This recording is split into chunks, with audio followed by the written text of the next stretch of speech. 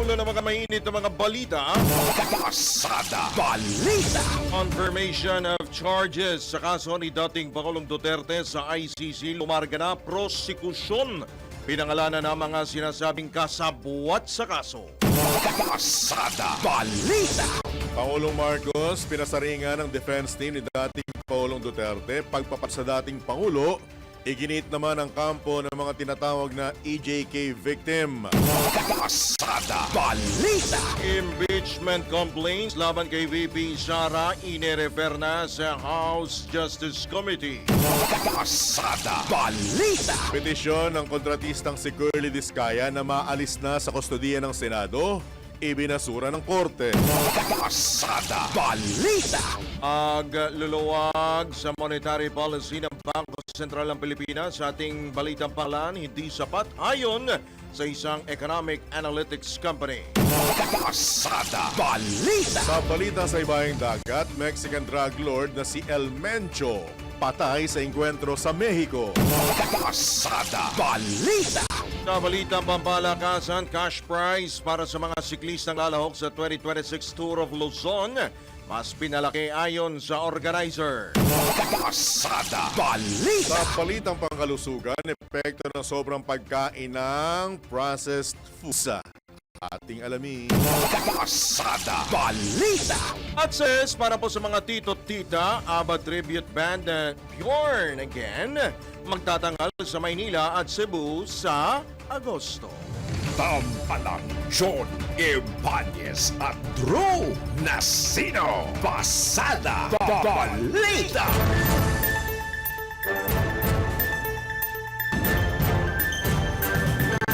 Sabong magandang umaga Luzon, Visayas, Mindanao, Mega Manila, sa buong bansa, sa buong mundo ngayon po araw na ito ng Martes.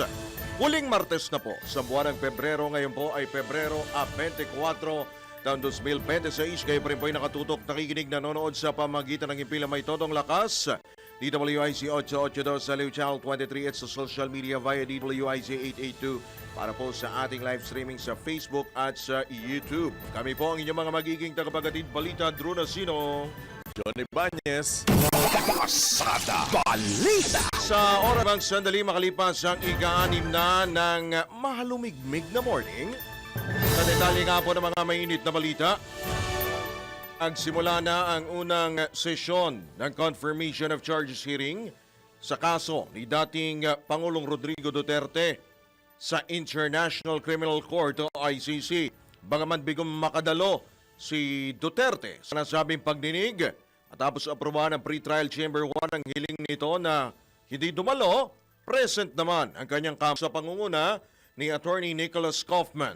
Sa pagsisimula ng hearing, binigyang diin ni ICC Prosecutor Mame Manyaye Niang ang mga sinabi noon ni Duterte laban sa mga sangkot sa illegal na droga at mga kriminal, partikular ang mga naging pahayag nito nang tumatakbo pa lamang siya bilang Pangulo. Inamin din anya ni Duterte na noong Davao City Mayor pa lamang ito ay ito mismo ang anya'y pumapatay sa mga kriminal. Binanggit din ng opsyon na ang mayoral office ni Duterte ang nagbibigay ng regular na sahod at financial rewards sa mga Duterte Death Squad members para sa kada mapapatay na kriminal. Ipinaliwanag din niyang na kahit hindi na maibabalik ng ICC ang mga biktima sa kanilang mga mahal sa buhay, maaari nitong ilantad ang katotohanan at magbigay ng sense of justice para kay Prosecutor Niang. Ang pagsisimula ng hearing para sa kumpirmasyon ng mga kaso ay isang paalala na mga taong nasa kapangyarihan ay hindi nakatataas o nakahihigit sa batas. Marks an important day for international justice for the people of the Philippines, for the victims, and for this court. The commencement of the confirmation hearing against Mr. Rodrigo Duterte is a reminder of the court's unwavering commitment to its mission to investigate and prosecute individuals for the most serious crimes of concern to the international community and to bring justice to the thousands of victims of the mass crimes and atrocities perpetrated in the Philippines. It is also a reminder that those in power are not above the law.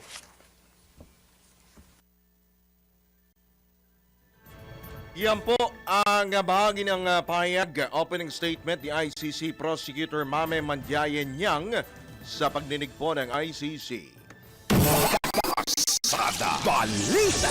Tinukoy naman ni Atty. Julia Nichols, Senior Trial Lawyer ng International Criminal Court sa unang araw ng pagdinig hinggil sa kumpirmasyon ng mga kaso laban kay dating Pangulong Rodrigo Duterte ang 5 individual na sinasabing kasangkot sa mga pagpatay na naganap noong panahon ng pagiging alkalde ng dating Pangulo sa Davao City. Ayon kay Atty. Nichols, itinatag ni dating Pangulong Duterte ang death squad na binubuo ng mga polis at mga sibilyan na nagsilbing hired hitmen. Tinawag ng abogado ang sistemang ito bilang model na hindi anya tungkol sa pagpapairal ng batas kundi sa mga pagpatay na itinago sa ilalim ng pangako ng paglaban sa krimen.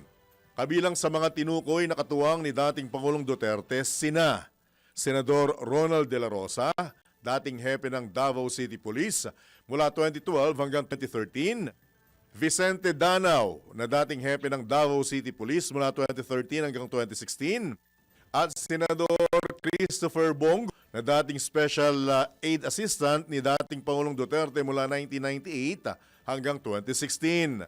Gayun din si Dante Gueran, dating Regional Director ng NBI sa Davao mula 2013 hanggang 2016, at Attorney Vitaliano Aguirre II, na tumayo namang abogado ng dating Pangulo. Bagamat hindi piniwanag ni Atty. Nichols ang eksaktong papel ng mga ito sa mga pagpatay noong panahon ni dating Pangulong Duterte bilang alkade at presidente, binanggit niyang tatalakayin ito sa ikalawang araw ng pagdinig.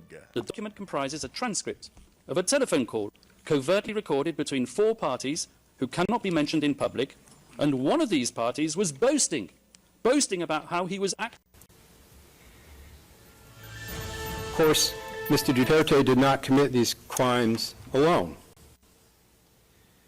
We discussed the co-perpetrators, including during the mayoral period, in our pre-confirmation brief, Your Honors. And you'll find that paragraphs 8 to 23. I'll talk about just a few of them now, just to introduce them. First, if we go to the slide, thank you. Ronald Bato de la Rosa, who was a chief of the Davao City Police Office, or DCPO, from 2012 to 2013. Next. Vicente Danao, another police in Davao during the period. Next.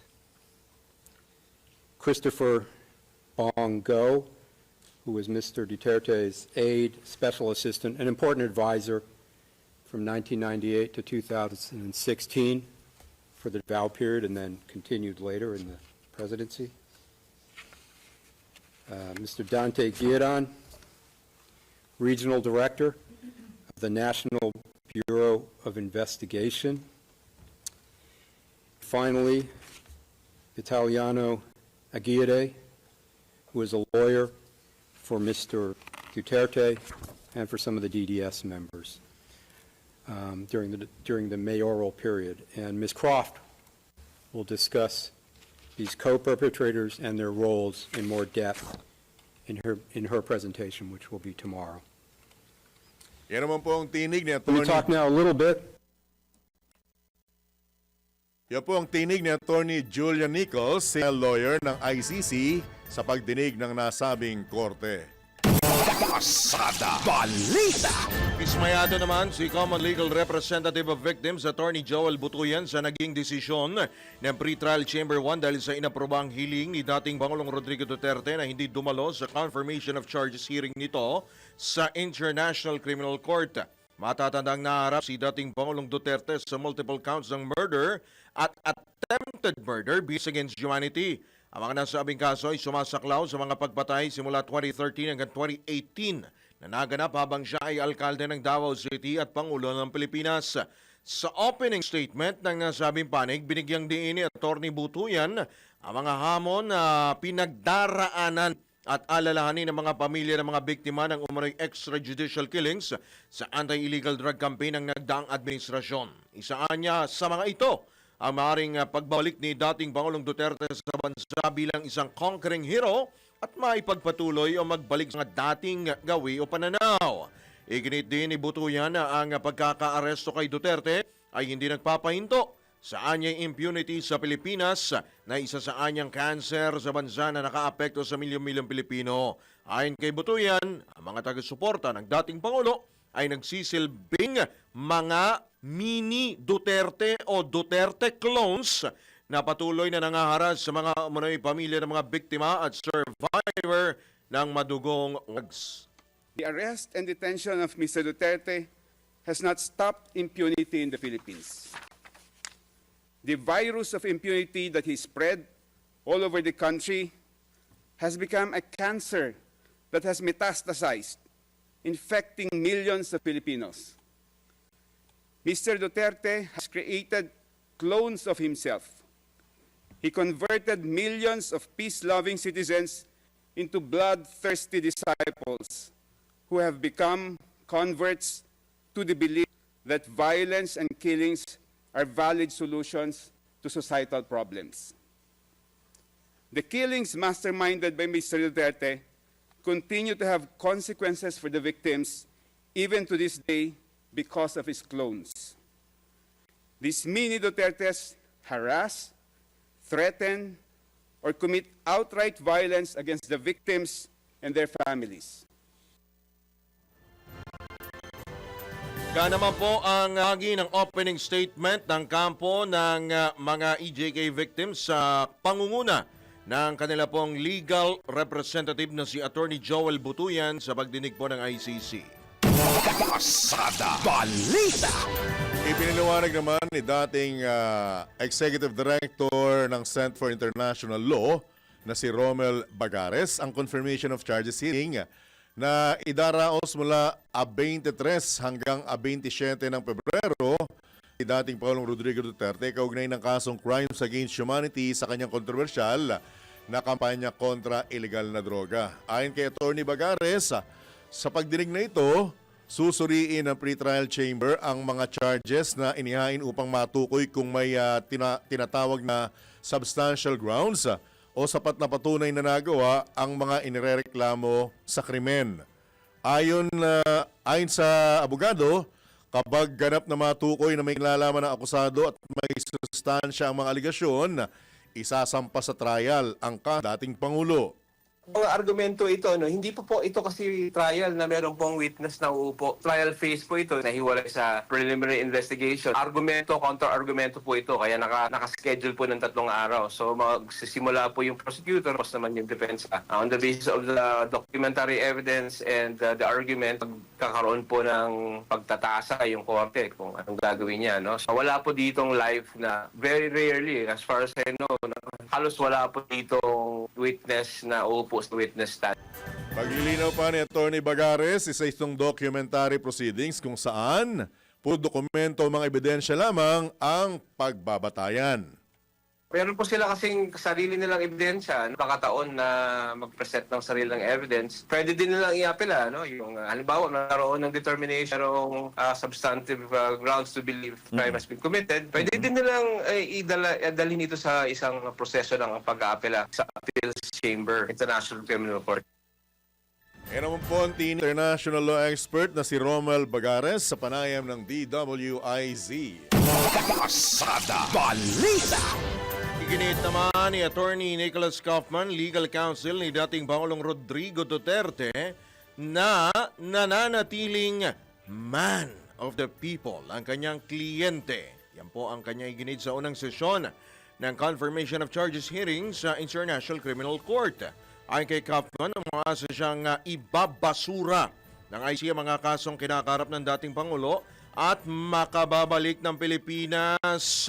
Iginit din ni Kaufman na dapat nagdedesisyon ang korte base sa ebidensya at hindi sa manipulative political strategy o pamumulitika.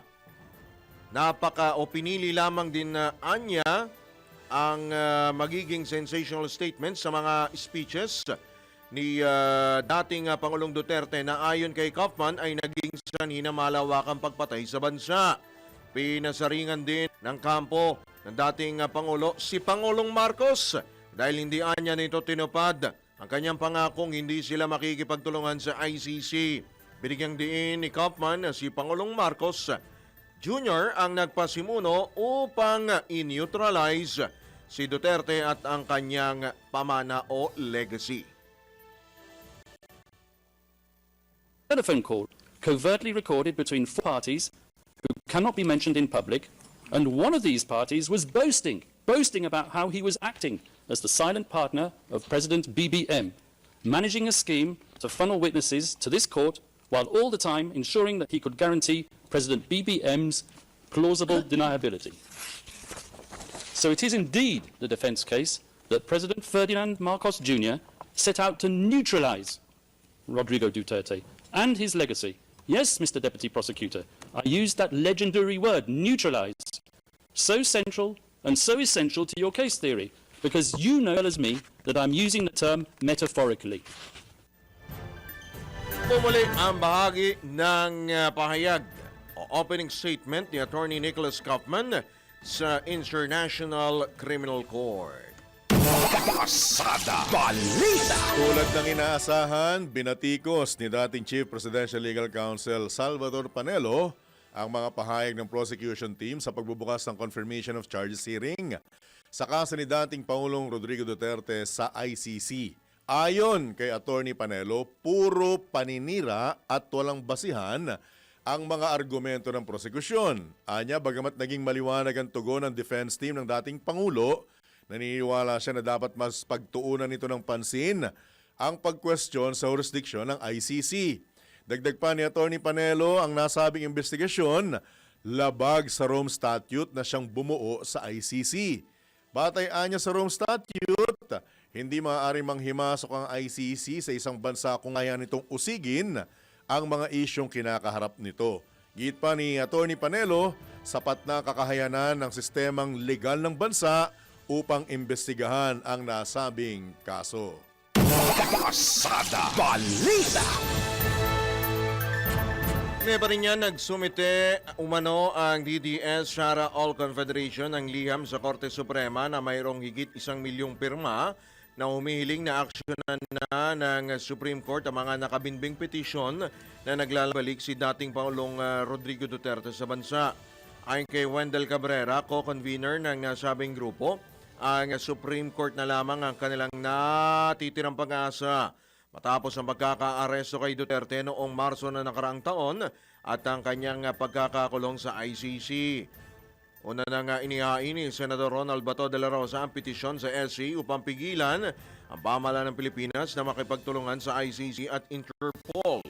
Isinampa rin ang mga petisyon ng mga anak ni dating Pangulong Dong na sina Kitty Duterte, Davao City Mayor Sebastian Baste Duterte at Davao City Representative Paolo Polong Duterte na nananatili pa rin nakatenga. Samantala, sinabi naman ni Cabrera na isang coincidence lamang o nagkataon lamang na isinumite nila ang liham sa unang araw ng pagdinig ng kompirmasyon ng mga kaso laban sa dating Pangulo sa ICC. Nagsimulaan niya silang manghalap ng mga pirma simula pa noong nakaraang taon. Pasada Balita. Sa detalye na iba pang headlines, formal lang na i-refer sa House Committee on Justice ang 4 na impeachment complaints na inihain laban naman kay Vice President Sara Duterte na magsisilbing hudyat na maaari nang simula ng pagdinig laban sa Vice Presidente. Dahil dito, iiral na ang 1-year bar rule kung saan wala munang tatanggapin na panibagong impeachment complaint laban kay VP Sara hanggang sa February 23 ng susunod na taon. Matatala ng impeachment complaint, inihain ng Makabayan Coalition na inendorso ng Makabayan Bloc sa Kamara, habang inihain naman ng Tindig Pilipinas ang ikalawang reklamo. Mula naman sa religious group o sa mga religious at lawyers group, ang ikatlong reklamo na inendorso ni Congresswoman Laila de Lima, habang ang ika-4 at huling impeachment complaint naman mismong sina Deputy Speaker at La Union Representative Paulo Ortega V at Manila Representative Bienvenido Benny Abante Jr. ang nag-endorso ni Attorney Nathaniel Cabrera. Bibigyan naman ng 60 araw ang Justice Committee upang himayin at timbangin ang bigat ng reklamo laban kay VP Sara. Ang Justice Panel kasama ang mga miyembro ng komite ang tutukoy kung sufficient in form and substance ba ang 4 na impeachment complaint laban sa pangalawang Pangulo. Pasada Balita. Pagkakataon ito, tanggap tayo ng ilang pag-uulat sa labas ng impilan. NBI Director Melvin Matibag hinimok si dating presidential spokesman Harry Roque na umuwi na ng Pilipinas at harapin ang kanyang kaso. Ang detalye buhat kay Patrol 5, Aya Yupanco. Hinimok ni National Bureau of Investigation NBI Director Melvin Matibag si former presidential spokesperson na Harry Roque na umuwi na ng Pilipinas para harapin ang kanyang kaso. Ito ang sinabi ni Matibag kasunod ng pahayag ni Roque na ang pagkakatalaga sa kanya ni Pangulong Ferdinand Bongbong Marcos Jr. sa NBI ay reward lamang umano sa inihain nitong disbarment case noon laban sa dating presidential spokesperson. Giit ni Matibag, mahirap ang trabaho sa NBI. Kaya sa katunayan ay hindi naman ito maituturing na isang gantimpala. Si Roque na kasalukuyang wala ngayon sa Pilipinas ay isa sa mga akusado sa inisyuhan ng arrest warrant dahil sa paglabag sa Anti-Trafficking in Persons Act of 2003. Ito is Battle Number 5. Ayaw yung pang para sa Implementation Locos. DWIC.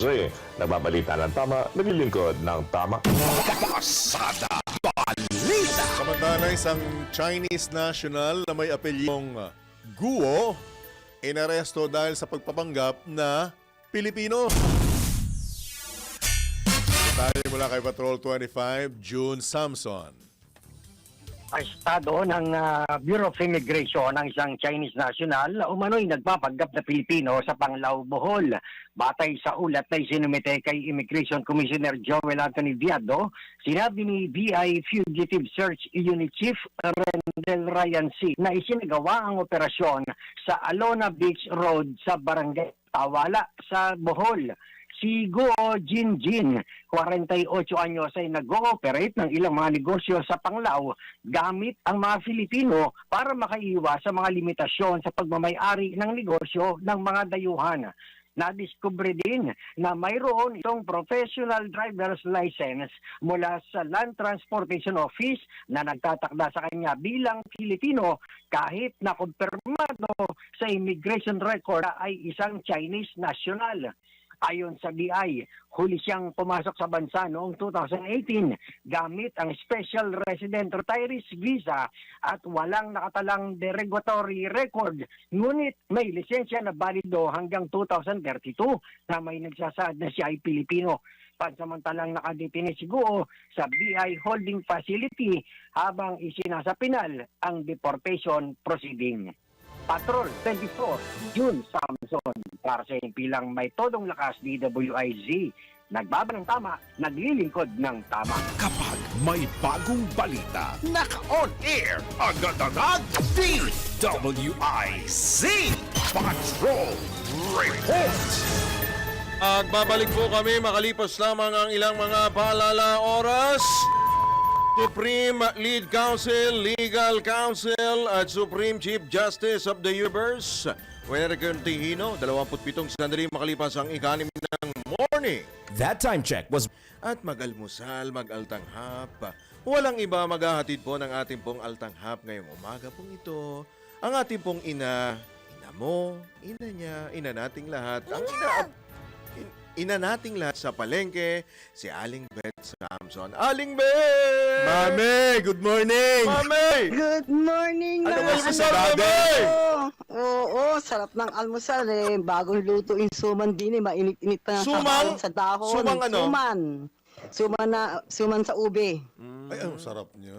Suman, Yes. asawa ni Nina. Sumun. Sumon. Nina? Summon. Ah, okay. Pag Suman. pinatawag ka, summon. Suman. Ayan. Ayan. Parang di mandahan, ano? Ayan. Lumundo ang utak ko dun. Iba-iba naman kasi nakakasaba na rin yung pandasal, yung Oo nga. lugaw. Maiba-iba naman sa bagong luto kay Inang. Yan po Nalalak bang tuloy suman si- sa ubi na yan, yung biloga na matambok, Aling Beth? Hindi po, pahaba po. Ah, pahaba. Kahit parang hindi na yung ba ano, isaw-saw parang yung sa pasaba. asukal? Hindi na po, matamis na po yan. Sweet suman Pwede po yan. daw ba Wala sa na mga medya yan? Yes. Diabetes? Kap- Pwede. Kape lang ang katapat niyan, kape. Ako naman eh. Eh, mas masarap daw. Ayan. Hindi, may sinasabi sa Winer, mas masarap daw yan kung libre. Oh, Oo naman, matitipid syempre. mo. Wala nang di sasarap pa sa libre. Kailangan Wala matikman kang yan. gagasing, busog pa. kumbaga sa Ayan. ano eh, mahirap yung puro churi, Aling Beth. Hoy, Ang Kailangan theory, meron ayon ano. sa pag-aaral ko, May sa itinuro ko experience. kahapon, may application?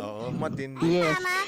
Dagdagan ko lang, John. Nagturo ako kahapon eh. Ang theory is an explanation that seems to be true but not proven correct. Come again! Parang gusto ko na mo. Come again! Theory, teorya. Aling ba't naman gusto lang naman namin magalmusal? Gusto lang namin matikman yung suman mo, ang dahil sinabi. Kasi binanggit mo yung theory eh. Nagtunog Theory, binanggit ICC mo. ka, ha? Binanggit ko kung ano yung tinuro ko kahapon sa ICC mga ba? estudyante ko. Aha. Ayan. Tunog ICC ka, Aling Beth, ha? Pa-English-English ka. Merci ha? beaucoup. Merci beaucoup. Yes, kailangan mag-English-English paminsan-minsan para sa mga French. estudyante. French Para daw hindi- yung French. Wait a minute, you really want to say is that Yeah. about the toilets? Gotta clean the kitchen? What about? Yeah. Para hindi naman laging reading comprehension naman natin. Kailangan din matuto sa proper English and proper diction. Oh my. Alam mo, Aling Beth, ituloy mo na yung Tuloy mo na, Aling Beth. Dumudugo na ilong namin eh. Baka bigla ako magturo ng drug prevention. Sama lang ang pinag-uusapan natin eh. Nag-English ka ng tuloy-tuloy eh. Ba yan? Baka bigla ako magturo ng ng isang subject. Anyway, John, tsaka Dri, ang suman, sa sobrang sarap ng suman, nag-i-English tuloy ako. Nakabalot sa dahon, pahaba yan, mainit-init pa. 65 pesos siyang suman at kasama na yung dalawang kape na 3 interno yan, kape at saka suman, sausaw. Kahit hindi, pagkagat mo ng suman, higop ng kapeng mainit, okay ka na dyan. Sa tanghalian naman, bigas, syempre, 56 pesos ang bigas ko. Ang aming ulam ay social to. Chicken feet in oyster and black beans. I repeat, masarap. chicken feet in oyster sauce and black beans. Ano yung black beans? Yan ay tausi. Tausi. Aling, Tausi. what's in the mouth ba yung chicken feet mo? Yung walang itatapon? Wala eh. Kasi ultimo rito yung manok na pag patanggalin yung kuko, balat kakainin mo. Kailangan Wala na malambot na beauties. malambot yung manok mo para halos pati yung soft bone makakain mo eh. Tama. Diba? Walang tapon talaga lalo sa mainit na kanin. So yung aking paa ng manok, mura 1 kilo. John, Blue. 150 ang 1 kilo ng paa ng manok. Pinakuluan ko muna yun sa suka at saka sa asin. Siyempre. Pag malambot-lambot na yan, igigisa ko yun sa bawang, sibuyas, halagang 12. At saka pag nagisa na yan, ilalagay mo ngayon yung pinalambutan muna manok, paa ng manok. At doon mo ilalagay ngayon yung oyster sauce na halagang 18 at yung black beans o yung tausi na halagang 20. Ginigisa ko yan sa mantika na halagang 20 pesos. So yan na yun. Ang aking hapunan naman ngayon ay dahil mura ang kamatis pamigay, 35 hanggang 40 pesos Kano? ang kilo. 35-40 pesos lang ang kilo ng kamatis ngayon. Malalaki yung kamatis. Malalaki. Yung maliliit, 35 lang. Ay, Parang yung napakasarap. kamatis ni Wener.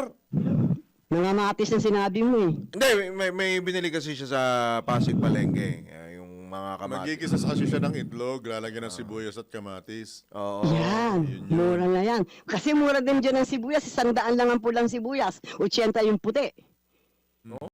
Kaya yung itlog na yan at sibuyas, ulam na yan sa mainit na kanin. Bagsak Tipid pala talaga. talaga presyo ng kamatis, ano? Bagsak ang presyo ng kamatis. Actually, pang third day na kahapon kasi nung isang araw 50 pa eh, nag-45 eh. So may bibiskayang araw, pinamimigay nila at tinatapon nilang kamatis, pinupulot na ng mga, Ayun ng mga naman, taga ron eh. Sasayangan na Aling naman Bet, ako. oh. Aling Bet, tuloy mo na muna bago kami magalit. Tuloy mo, tuloy mo. Sayang kasi eh. Ayan, yung aking hapunan, ang tawag ko dyan ay pinangat na sapsap sa kamatis. Tap, tap, tap. Tap, tap, tap, tap. Yung Kakautal sa sarap yan. Yung sapsap niyan, hindi ganong malaki, hindi rin ganong maliit. Medium size lang. Pag nagpakulo ka ng tubig na may asin, nakasama na ron ang kamatis, lagyan mo ng 2 siling berde. At saka mo lang itatambog yung sapsap para hindi siya madurog. Kaya yun Beth. ay pinangat na kamatis. O, Aling Beth, may question ako. Totoo ba, narinig ko lang na halimbawa pagka magsisigang ka, ang kamatis na ilalagay mo, hindi mo dapat hihiwain. Dapat Isiga lang. para pagka lumambot, tsaka mo dudurugin doon para mas maasim. Tama po ba yun? Correct ka dyan, John. Kasi Tama ayaw po yan. maniwala nung nanay ng mga anak ko eh. Ginagayat niya bago niya ilagay sa ano eh. Hindi po. Ang Iba yung ang ano gayat niya. pag nagigisa. Naggagayat ka ng kamatis kapag ikaw ay nagigisa. Correct. Pero pag ikaw ay magluluto ng sinigang at pangat, halos parang parang pipigain mo lang doon, lalagyan mo ng buong buo Tama. yung kamatis. Kaya nung hindi siya sumunod sa akin, hiniwalayan ko na po eh. Salbahing kamatis. Hindi, nagpunta lang sa kusina para ako na magluto. Masyado Ayun ko. siya. Masyado ko. Pero, Humiwalay Kayong ka sa akin. dalawa. Humiwalay na Kayong lugar dalawa, naman. Humiwalay mukhang na lugar. kusina boys kayo, lahat ng luto, pati sahog, alam na alam Aling niyo yung Beth, dalawa. pagdating sa bahay, Ayan. ako lang ang Opo. sumisigaw. Ako lang ang Walang sumisigaw. karapatan. With you respect, Kuyang Drew, mga kabalitan-kabalitaktakan. Boses ko lang ang naririnig. Ganon? Oo! Tinatawag ko sila para kumain na. Tapos na pagluluto. Sumisigaw ka pa. Tapos na pamamalengke. Nagmamakawa ka para Sumisigaw din kumain ako na. na, Ibyo na! Kaya pala. Lahat ng labada. Sagot ko yan. Ibukod ang puti sa digolor. Ganun Tama! ba? Tama yan, tama. Kaya Ayan. boses ko lang ang naririnig. Kaya huwag niyo ako ismulin. Ah. Laki ng boses ko to. Hindi na ako Tapang, kailangan no? utusan. Parang isang tingin lang, titig lang, takot na ano. Tingin lang, makuha ka sa tingin. Alam mo naman Baka sa isang talagang, tingin lang, nakatakip yung isang mata. Makuha ka ng tingin. Masipag talaga. Ayan. Sarap ng pagkain, di ba? Ano, kahit mahal ang bigas, basta masarap ang ulam mo, kakain ka na masarap. Ayan. Para tanghap, Kaya muna, pasada, magkano balik. muna Aling Bet? Nakakalimutan. Ay, oo Magkano nga. ba? Sa sobrang excited ko, nakalimutan ko kung magkano. 460 pesos. May 40 ka pa, ha? Wow. Paano naman, Pwede. 65 lang yung almusal. Tapos ang Pwede. tanghalian mo inaabot ka lang ng magkano Alam yung mo, Aling tanghalian ko. Bet, sa susunod, habang papalapit na yung mahal na araw, makakatipid ka na. Hindi, yung feeling ko, Sana hindi magtaas ang dinadaan gulay at isda. Feeling ko si Aling Bet nakakamura to kasi dinadaan sa lambing tsaka sa kindat yung mga tindera. Mukha. Diba? Kwentuhan muna, tsaka bibili ano. Tapos napakalaki Hindi pa ng na- ID. Hihingi pa ng dagdag. Hihingi pa ng Ala dagdag. ko, isasampal mo pa yung ID. Hindi naman. Hindi nga ako minsan nagpapakilala. Kaya lang, yung mukha ko palang kilanap, mapasok mo ng itong Mas sikat palengke. ka nga kaysa sa aming dalawa, Aling Bet eh. Hindi siguro. Totoo po. Oh, lalo dyan sa Kamanaba area. Sinabing Kamanaba area Bet Samson yan eh. Oo naman. Marami lang po tayong kaibigan. Alright. Ayan. Para sa Altangha, Pasada Balita. Yan. Metro Patrol ang inyong palengke queen para sa Pasada Balita. Ayan. Metro Patrol, Beth Samson. Nagbabalita ng tama sa DWIC. Siyempre, nagbabudget ng tama. Hindi ako hinihingal ngayon, ha? Nagpahinga ako. Ingat, Aling Bet! Good morning. Pasada Balita. Pagpapatuloy pa rin ang ilang pang mga balita, ipaubayan na ng ilang kongresista sa House leadership o sa liderato ng Kamara kung muling buhayin ang pagdinig ng House Quad Committee at Good Government and Public Accountability para imbestigahan ang mga alegasyon ni Ramil Madriaga laban kay Vice President Sara Duterte. Kaugnay pa rin ito ng panawagan ng Makabayang Bloc na ibalik ang Quadcom at Blue Ribbon Panel sa Kamara dahil sa mga paratang ni Madriaga na naghahatid umano ng confidential funds at ang Pogo din umano ang nagpondo sa kampanya ng pangalawang po. Una nang nagpaabot ng suporta si Lanao del Sur Representative Zia Alonto Adyong para sa anumang investigasyon para sa pag-abot ng transparency o tungo sa transparency at accountability at sa mas komprehensibong pagdinig laban sa mga sangkot na opisyal. Nilinaw naman ni House Committee on Dangerous Drugs Chairman Jonathan Kit Flores na sa kasalukuyan ay wala pang ibang usapin na kailangan talakayin ng Quadcom at maayos naman na nagagampanan ng mga komite ang kanilang papel at dinidinig ang mga mahalagang issue. Pasada Balita. Ibinasura naman ng Korte sa Pasay City ang petisyon ng kontratistang si Pacifico Curly Discaya hinggil sa kanyang detensyon sa Senado. Sa nasabing desisyon, ipinawalang bisa ng Pasay City RTC ang petition for certiorari na isinampa naman ni Discaya at pinagtibay ang bisa ng contempt citation na inisyu ng Senate Blue Ribbon Committee laban sa kanya. Ayon sa nasabing desisyon, hindi napatunayan ni Discaya na mayroong grave abuse of discretion ng Senado at siya ay binigyan ng due process bago ipalabas ang contempt citation. Pinagtibay din ng desisyon na ang Senate Blue Ribbon Committee ay nagsagawa ng kanilang tungkulin alinsunod sa konstitusyon at mga batas sa pagsasagawa ng legislative inquiry at paggamit ng kapangyarihan nito upang maglabas ng contempt citations kapag kinakailangan. Nabatid na noong Disyembre, nagsampa ng petisyon si Discaya upang questionin ang kanyang pananatili sa detensyon ng mataas na kapulungan. Pasada Balita. Naraset naman ang timeline para sa pagsusumite ng counter affidavit sa kasang plunder laban kina Senador Jingo Estrada at dating DPWH Secretary Manny Bonoan.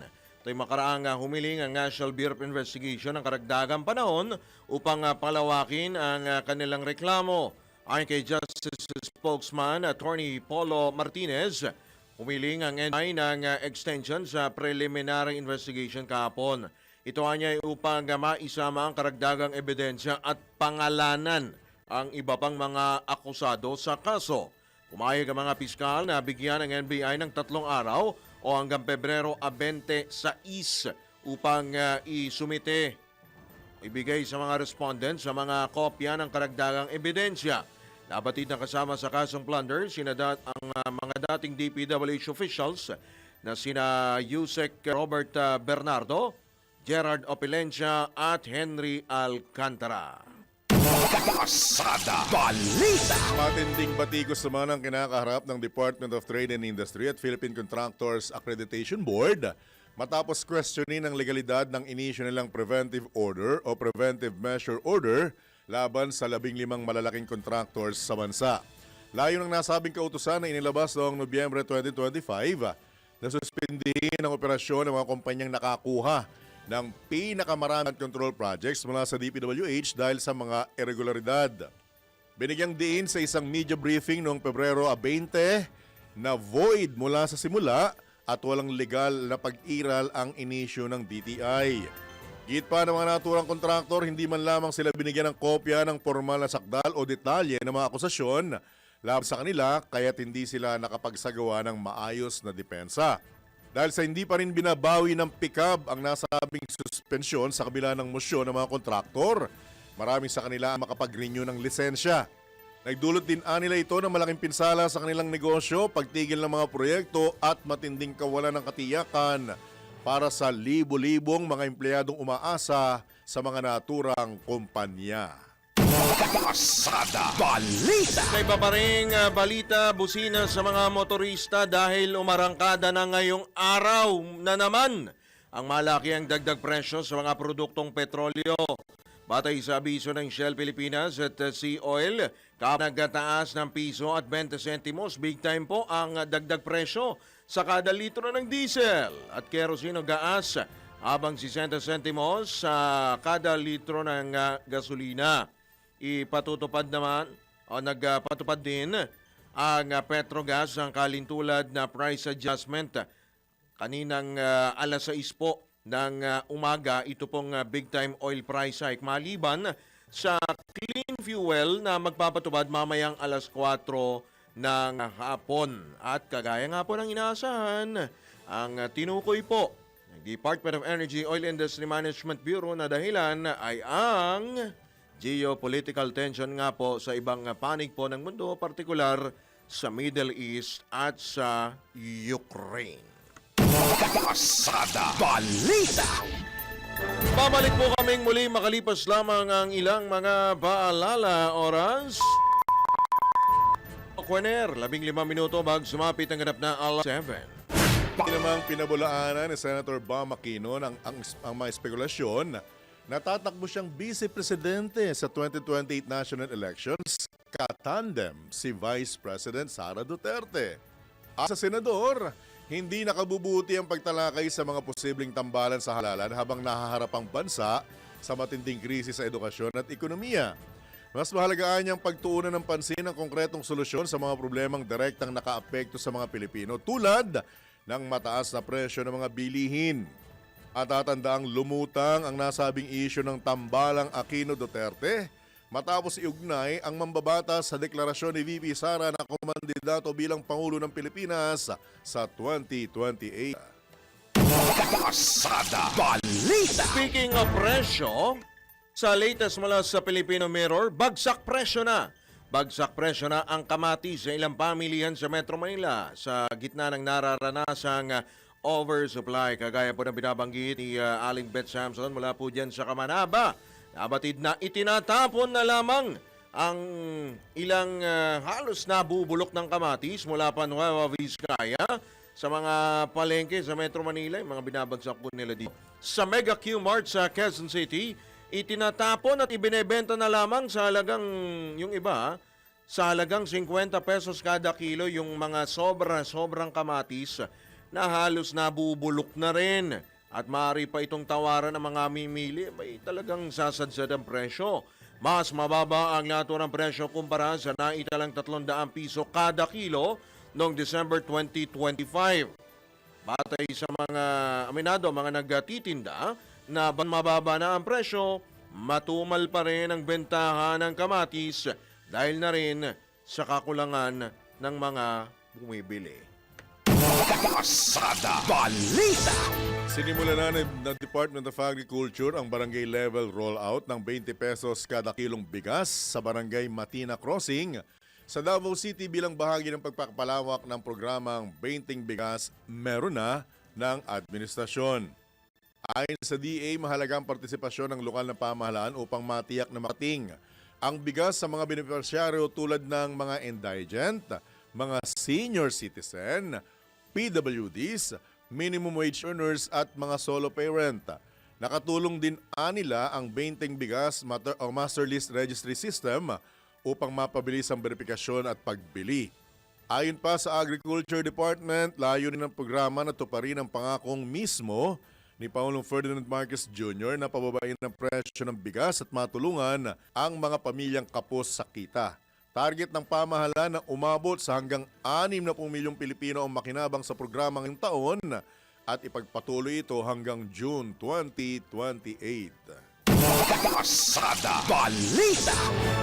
Nabantayan namang maigi ng mga ekonomista ang tumitinding tensyon sa pagitan ng Estados Unidos at Iran, lalo't nakaugnay ito sa presyo ng mga produktong petrolyo.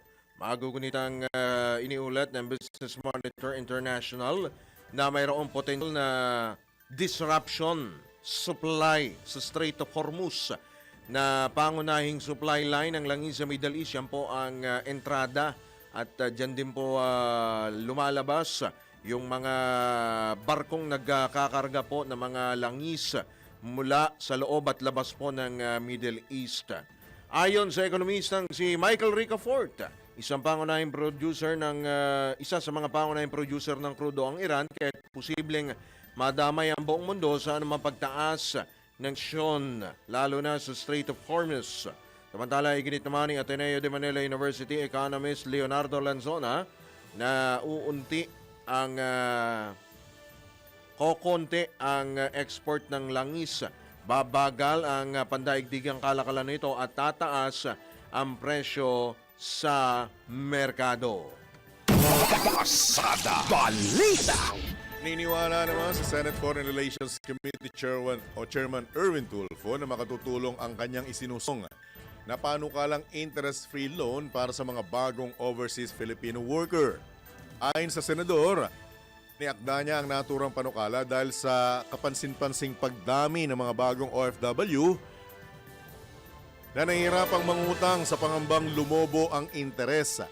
Sa sandalian niyang maisabatas, kailangan lang magpakita ng kontrata at tiket ang mga OFW upang makinabang sa naturang pautang.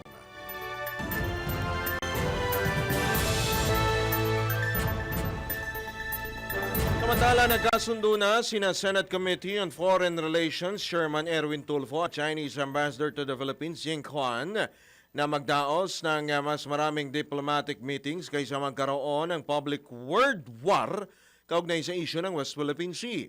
Ayon kay Senador Tulfo, nagkaroon siya ng pulong kay Ambassador Jing at kay Foreign Affairs Secretary Teresa Lazaro kasunod ng mga palitan na maanghang na salita at yung karikature ni Chinese President Xi Jinping na ipinost ni PCG official, PCG Commodore J. Tariela. Nagkasundoan niya sila na magkaroon na lamang ng mas maraming diplomatic meetings upang mas mapabuti pa ang relasyon ng Pilipinas sa China. Sinabi rin ni Senator Tulfo na hindi dumating ang mga embassy spokespersons. Wala pala doon. Ito po yung mga nakipagtalo sa mga mambabatas at wala rin gagawa ang embahador sa Senate Resolution hinggil sa naturang World War. Ipinaliwanag ng mambabatas na iginagalang ng Pilipinas ang kalayaan sa pagpapahayag at tinalakay din nila ang mga pasaring ni Tariela at ang kanyang mga komento. Binanggit din ni Tulfo na bahagi ng demokratikong proseso sa Pilipinas ang kalayaan sa pagpapahayag. Pasada Balita. Itinutulak ng Bureau of Immigration ang mas mahigpit na hakbang pigilan ng mga tinatawag na backdoor exits, partikular sa Tawi-Tawi na pinakatimog na lalawigan ng Pilipinas na nasa katabing bansa ng Malaysia. Sa pagdinig ng Committee on Justice and Human Rights, inamin ni Commissioner Joel Viado ng Immigration Bureau na mahirap pa rin subaybayan ng Tawi-Tawi dahil naging paborito itong daanan ng mga nais makatakas sa batas. Ayon kay Commissioner Viado, in-upgrade na nila ang Tawi-Tawi na ikinukonsidera nila bilang isang port of entry at exit. May mga intelligence na rin anya at mga karagdagang manpower sa lugar, ngunit kulang pa rin ang mga ito. Matatanda ang ilang kilometro lamang mula sa Sabah, Malaysia ang Tawi-Tawi, kaya't isa ito sa mga madalas gamitin na ruta para sa mga tinatawag na cross-border movement. Pasada Balita. Ng Tawi-Tawi kasi meron pa sa Bac, Palawan. Ay, oo, yung sinasabi nila ngayon parang dulong-dulo ng Palawan. Dulong-dulo ng Lalangin mo lang daw Palawan. yun, kuya, Diba? Yun din, kasi magkakalapit lang yan eh. Papuntang Sandakan. Diba? Sa Sandakan, Malaysia. Malaysia, Sabah, Malaysia. Yung Tawi-Tawi, yun talaga mas malapit yun. Pero yung Balabac, malapit din Hindi, yun. tsaka ang problema kasi, with your indulgence, Kuya Andrew, mga kabalitaktakan, magkakasing hawig kasi tayo. Na wag lang magsasalita eh. Doon lang talaga nakakatawa. Diba? Yung diction lang ng pagsasalita, Tsaka tsaka yung lokal na salita ng Karamihan Malaysia. ng produkto sa Tawi-Tawi, di ba, pag pumunta ka, ewan ko kung naano mo sa Sulu, di ba, may mga produkto sila doon na hindi Filipino, hindi Filipino made. Karamihan Malaysian. Ang mga binabanggit din, yung mga smuggled. Yan, Doon smuggled. din daw napapadaan. Doon. Yung binabagsak lang sa karagatan, tatawirin lang ng mga pirata. Pati yung paihi, nandun din. Yung... Human trafficking. Human Di ba? Ay, trafficking. tingnan nyo, baka yung mga hinahanap ng mga otoridad natin, nandyan lang sa gilid-gilid sa Tawi-Tawi. Baka... Mamaya may nagpapatupada. Hindi naman siguro. At kaugnay nga ng balitang paghahanap sa mga nagtatago, kumpiyansa naman ang Philippine National Police na nasa bansa pa rin ang dalawang high-profile wanted person na sina dating Bureau of Corrections Chief Gerald Bantag at negosyanteng si Charlie Atong Ang. Ayon kay PNP Chief General Jose Melencio Nartates Jr., malabong bumalik si Bantag sa Cordillera kung saan talito sa unang nabanggit ni Interior Secretary John Vic Remulla na itinatago ito ng tribo sa kabundukan. Tiniyak naman ng hepe ng pambansang pulisya na may nakalatag ng plano ang PNP para mahuli sina Bantag pati na rin ang negosyanteng si Atong Ang. Samantala, hindi anya bababa sa 10 operasyon na ang kanilang inilunsad para tugisin si Ang. Pero ang lahat ay negatibo ang lahat ng pagtunton ng mga otoridad. Sa oras po naganap na eksakto yung punto, alas 7 na ng umaga, narito po't ating pakinggan ang munting paalala, mensahe mula po sa ating ama ng himpilan, ang chairman po ng Libre Broadcasting Corporation na si Boss D. Edgar A. Cabangan. February Love Code. Love freezes from the weight and pain of life. Think good, thank God, thank God. Have a great day ahead. God bless you. Yan po maiksi, subalit makabuluhan at matamis na mensahe paalala mula po sa ating amarang impilan, ang chairman po ng Libre Broadcasting Corporation na si Boss D. Edgar A. Cabangon.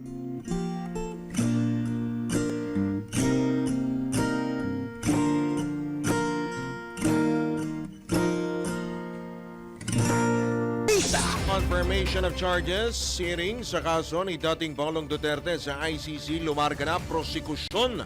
Pinangalanan na mga sinasabing kasabot sa kaso. Pasada Balita. Pangulong Marcos, pinasaringan ng defense team ni dating Pangulong Duterte. Pagpapanagot naman sa dating Pangulo, iginit ng kampo ng mga EJK victim. Pasada Balita. Impeachment complaints laban kay Vice President Sara Duterte inirefer na sa House Committee on Justice.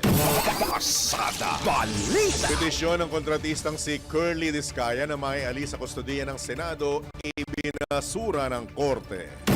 Pasada Balita. Balitang pangkalakalang pagluluwag sa monetary policy ng Bangko Sentral ng Pilipinas hindi sapat ayon sa isang economic analytics company. Pasada Balita. Sa balita sa ibayang dagat, Mexican drug lord na si El Mencho patay sa engkwentro sa Mexico. Pasada Balita. Sa balitang pampalakasan, premyo para sa mga siklistang lalahok sa 2026 Tour of Luzon mas pinalaki ayon sa organizer. Pasada Balita. Ay, mga mahilig sa hotdog, sa balitang pangkalusugan, epekto ng sobrang pagkain ng processed food, ating alamin. Pasada Balita. At sa showbiz, ABBA tribute band na Pure Again magtatanghal sa Maynila at Cebu sa Agosto. Tambalang John Ibanez at Drew Nasino. Pasada Balita.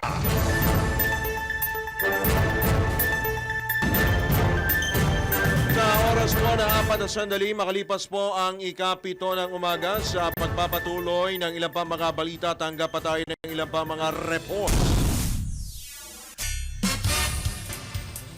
Pangulong Marcos sasabak sa 3 public engagements ngayong araw.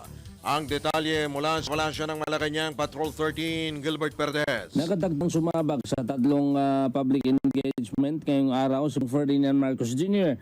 Unang aktibidad ng punong ekutibo ay gagawin bandang alas 10 ngayong umaga para nga sa pagdalo naman niya sa 2026 NIA National Confederation of Irrigators Associations General Assembly habang mag-inspeksyon din ito sa NIA Command Center.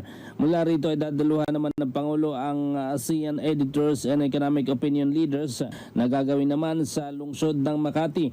Ang okasyon ay naglalayong pagsamasamahin ng mga editors, economic opinion leaders at iba pang influential figures para talakay pangunahing issue tungkol sa ekonomiya, pag-unlad at ang kinabukasan ng rehiyon ng Southeast Asia.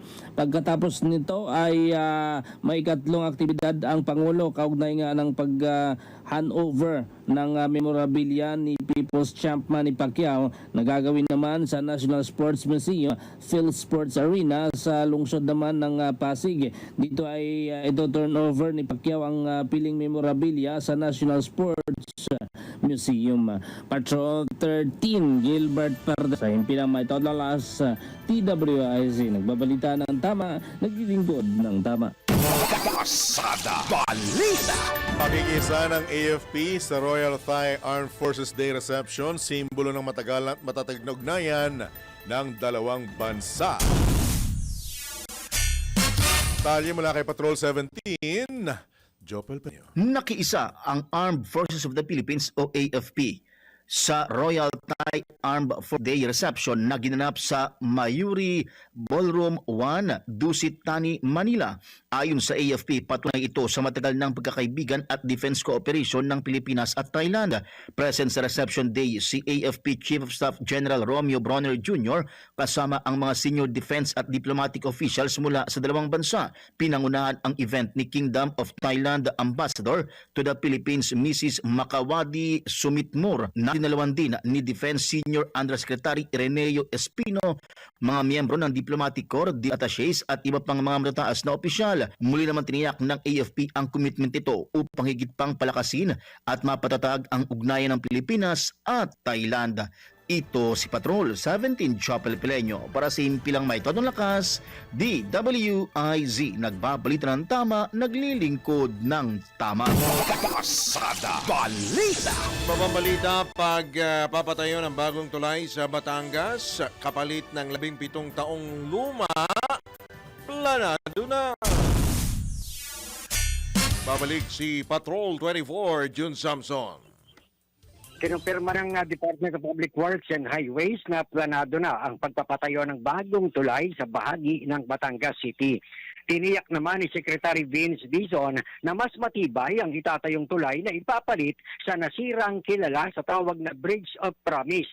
Nauna dyan ay iniutos kasi ni Pangulong Ferdinand Marcos Jr. ang pagpapatayo ng mas matibay na tulay kapalit ng Bridge of Promise sa Batangas City na nagsisilbing pangunayanan ng mga residente mula sa Barangay Kumintang Ibaba patungong Barangay Gulod Labak matapos itong makitaan ng mga senyales ng pagkasira. Ipinaliwanag ni Dizon na ang itinayong naturang tulay noon pang 2009 na sinasabing pansamantala lamang pero naging pansamantagal anya dahil 17 taon na ang tulay ngayon. Dagdag pa ni Dizon na nag-request na sila ng 300 million pesos na budget para sa 2027 na gagamitin, papalawak at mas matibay na tulay. Patrol 24, June Samson. Para sa Impilang May Todong Lakas, DWIZ, nagbabalita ng tama, naglilingkod ng tama. Kapag may bagong balita, naka-on air, agad-agad, DWIZ Patrol Report. Ay pang tampok na balita, tututukan ng bagong talagang NBI Director Mel Ibag ang investigasyon at pagpapanagot sa mga sangkot sa iba't ibang krimen. Tiniyak ni Director Matibag na bibigyang pansin nila ang mga kaso ng agricultural smuggling, cybercrime at mga katiwalian tulad ng flood control scandal. Tatalimaan niya ang NBI sa lahat ng marching orders ni Pangulong Ferdinand Marcos Jr. upang maibalik ang tiwala ng publiko sa kanilang ahensya at sa buong pamahalaan. Malinaw po yung instruction po sa atin ng ating Pangulong Bongbong Marcos na kailangan po ay pabalikin ang sa ating gobyerno at labanan po ang mga krimen at palakasin po lalo ang National Bureau of Investigation at proteksyonan po ang ating bansa sa lahat po ng interes ng dapat doon na po kung ano po yung dapat na interes ng ating pong bayan. Bigyan din ni Director Matibag ang kahalagahan ng modernization upang mapabilis ang proseso ng serbisyo sa taong bayan tulad ng pagkuha ng NBI clearance. Speaking of it sa NBI, isa po yan sa gusto kong tutukan para sa publiko. Palagay ko po marami tayong kababayan na naka-experience, may kapangalan, nagkakaroon ng hit sa NBI. Gusto ko pong i-modernize yan. Ngayon may papel pa. Yung ibang jurisdiction, tinignan ko po, QR code, printable po. So inisip ko po yan dahil sa unang-una po, napakarami nating overseas Filipino workers. Tinatawag natin mga bagong bayani. Hirap silang kumuha ng NBI clearance. Baka naman po doon sa malita pamaran, kahit nasa ang lugar sila, pwede silang makakuha at magamit po nila ng maayos. Naman po ang tinig ng bagong talagang NBI Director Melvin Matibag sa panayam ng DWIZ. Pasada Balita. Samantala, inabisuan ng Embahada ng Estados Unidos sa mga mamamayan nito na nasa Pilipinas na iwasang sumali sa ikakasang trilyon peso March bukas, Pebrero 25. Sabay ito ng ika-40 anibersaryo ng EDSA People Power Revolution. Ayon sa embahada, inaasahan kasing babagal ang daloy ng trapiko, lalo na sa kahabaan ng EDSA northbound mula EDSA Shrine hanggang People Power Monument at sa Centris sa kanto ng EDSA northbound at Quezon Avenue eastbound. Kailangan din nila mag-ingat ang mga American national kung daraan sa mga matataong lugar, lalo't kaliwat kanan ang inaasahang mga demonstrasyon. Inabison din ng embahada ang kanilang mga mamamayan na nasa Pilipinas na sundin ang mga local authorities hinggil sa posibleng disruption at rerouting, lalo na sa mga kalsadang malapit sa mga aktibidad. Pasada Balita. May plano ang mga taga-suporta ni dating Pangulong Rodrigo Duterte na magsagawa ng protesta sa ika-4 na pong anibersaryo ng EDSA People Power Revolution sa February 25. Bukas na to, di ba? Kasabay ng nakatakdang pagdinig ng International Criminal Court tungkol sa mga kasong kinakaharap ng dating presidente. Ayon kay PNP NCR spokesperson Major Hazel Asilo, magsisimula ang protesta sa isang motorcade mula sa Pro Duterte Group. Anya ipapakala buong Metro Manila ang higit 13,000 mga pulis upang tiyakin ang seguridad sa okasyon ng EDSA anniversary. Dagdag pa ni Major Asilo, nakakuha na ng permit ang mga grupong tulad ng Trillion Peso March Movement, Tindig Pilipinas, Atom ng Caritas at Akbayan Party List para sa kanilang prayer vigil at indignation rallies sa White Plains Avenue at Temple Drive. Pasada Balita. Tinanggi naman ng mga drug war victim o pamilya ng mga drug war victim ang alegasyon na galing sa Kaban ng Bayan at pinondohan ng mga rebeldeng komunista ang gastos nila sa pagbiyahe sa Netherlands para dumalaw sa confirmation of charges hearing ni dating Pangulong Rodrigo Duterte. Ayon kay International Criminal Court Assistant to Counsel, Attorney Cristina Conti, mga non-government organizations at private individual ang tumulong sa pagpondo para sa pagbiyahe ng mga biktima. Walang anumang halaga ng pera ng taong bayan ang ginamit dahil inipon ng mga pamilya ng mga biktima ang ilang taong pondo o budget para makadalo sa pagdinig sa ICC sa The Hague. Tinuligsa rin nila ang kumakalat na maling impormasyon, pananakot at online harassment laban sa kanila at sa kanilang pamilya.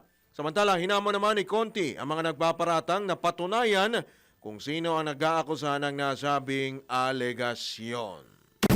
Pasada Balita. Linaw ng National Disaster Risk Reduction and Management Council na walang katotohanan ang lumabas na ulat na sinasabing may 50 casualties sa naganap na pagguho ng landfill sa Rodriguez, Rizal. Ayon kay NDRRMC Deputy Spokesman Diego Mariano, fake news ang sinasabing ulat dahil nasa 3 lamang ang kanilang naitalang nawawala sa naganap na pagguho. Batay sa initial report ng Municipal Disaster Risk Reduction and Management Office, posibleng mga mangangalakal ang mga biktima na natabunan ng gumuhong mga basura. Sa ngayon, iniimbestigahan na ng mga otoridad ang insidente at inaalam rin ang pagkakakilanlan ng mga biktima. Pasada Balita. Gigilit naman ang pamahalang panlalawigan ng Rizal na hindi nila pag-aari at hindi rin pinangangasiwaan ang gumuhong sanitary landfill sa Rodriguez, Rizal kung saan isa na ang namatay. Ayon kay Governor Nina Henares ng Rizal, pinangasiwaan ng isang pribadong kumpanya ang naturang landfill. Tiniyak naman ng gobernador na hindi nila kinukonsente ang anumang aktibidad na naglalagay sa panganib o sumisira sa dignidad at kabuhayan ng mga tao. Nanawagan naman si Henares sa Department of Environment and Natural Resources na magsagawa ng masusing investigasyon upang mapanagot ang sinumang responsable sa naturang trahedya. Pasada Balita. Nagsimula na ang pagkikipag-usap ng Philippine Coast Guard at ng Apostolic Vicariate of Puerto Princesa tungkol sa posibilidad na magtatag ng isang parokya sa Pag-asa Island. Ayon kay Coast Guard West Philippine Sea spokesman Commodore J. Tariela, nakausap na niya si Puerto Princesa Vicar Apostolic Socrates Menciona tungkol sa pagpapagawa ng isang simbahan para sa mga Katolikong residente sa nasabing isla. Dagdag pa ni Commodore Tariela, posibleng simulan ang pagsasagawa ng simbahan sa katapusan ng Marso habang hindi pa tukoy kung kailan magpapadala ng pari sa Pag-asa Island. Ang Apostolic Vicariate of Puerto Princesa ang nakakasakop sa katimugang bahagi ng Palawan at sa mismong Kalayaan Island Group. Pasada Balita. Sa oras na 16 na sandali makalipas ang ikapito ng umaga, tiniyak naman ng Armed Forces of the Philippines na mananatili silang profesional at non-partisan na bahagi ng kanilang mandato. Dahil dito, ayon kay FP Public Affairs Office Chief Colonel Xerxes Trinidad, hindi sila makikibahagi sa anumang political activity. Bagkus, pagtutuunan nila ng pansin ang misyon na tiyaking napoprotekta ng soberanya at integridad ng pambansang teritoryo. Gayunman, kinikilalaan niya nila ang karapatan ng mga Pilipino na maglunsad ng mga demonstrasyon bilang bahagi ng paggunita sa ika-40 anibersaryo ng EDSA People Power Revolution bukas, Pebrero 25. Dinagdag pa ni Trinidad na patuloy nilang isusulong at poprotektahan ang constitutional rights ng taong bayan sa pagsasagawa ng mapayapang pagtitipon at pagpapahayag ng saloobin alinsunod sa saligang batas. Binigyang diin din ni Colonel Trinidad na nakahanda silang umasiste sa Philippine National Police sakaling kailanganin upang matiyak ang kaayusan at kapayapaan sa mismong araw ng anibersaryo ng EDSA 1. Pasada Balita. Iko-komisyona ng Philippine Navy ang dalawang barkong o bagong barkong pandigma nito ngayong araw. Ayon sa Philippine Navy, iko-komisyon nila ang offshore patrol vessel na VRP Raja o Raha Sulaiman at ang fast attack interdiction craft na BRP Audrey Banyares sa gaganaping christening at commissioning ceremonies sa Naval Operating Base sa Subic, Zambales. Ang Raha Sulaiman ang lead ship ng Raha Sulaiman class offshore patrol vessel na ginawa ng HD Hyundai Heavy Industry sa South Korea. Samantala ang Audrey Banyares naman ang huli. Asyam na Nestor Acero class fast attack interdiction craft na na-acquire ng bansa mula naman sa Israel Shipyards Limited. Pasada Balita. Iba pa rin balita, nananatiling on track ang House Committee on Suffrage and Electoral Reforms sa panampanukalang Anti-Political Dynasty Act sa kabila ng legislative workload ng Kamara. Ito ang tiniyak ni Lanao del Sur Representative Zia Alonto Adjong. Kanyang tiniyak na nasa tamang landas ang naturang panukala at nakatutok ang mababang kapulungan sa mga nakatakdang pagdinig ng mga komite kaugnay sa 4 na impeachment complaints laban kay Vice President Sara Duterte. Napatid na natapos na noong nakarang linggo ang nationwide public consultations kaugnay ng matagal nang tinatalakay na anti-political dynasty bill. Inimok din ni Adjong ang iba't ibang sektor kabilang ang mga grupo ng mga negosyante at mga local government unit na magsumite ng kanilang position papers upang lalo pang mapaghusay ang panukala. Una nang sinabi ni Adjong na target nilang isapinal ang committee report at maihain sa plenaryo ang Consolidated Substitute Bill bago magmahal na araw o bago mag-lengthy week ang Kongreso sa Marso 18. Pasada Balita. Aminado ang Malacanang na hindi nila tiyak kung mababanggit ni Pangulong Ferdinand Marcos Jr. sa kanyang ikalimang State of the Nation address ang may kaugnayan sa anti-dynasty bill. Ayon kay Palace Press Officer Claire Castro, nakaantabay ang Executive Department kung gaano magiging kabilis ang Kongreso para pagtibayin sa kanilang hanay ang nasabing panukala.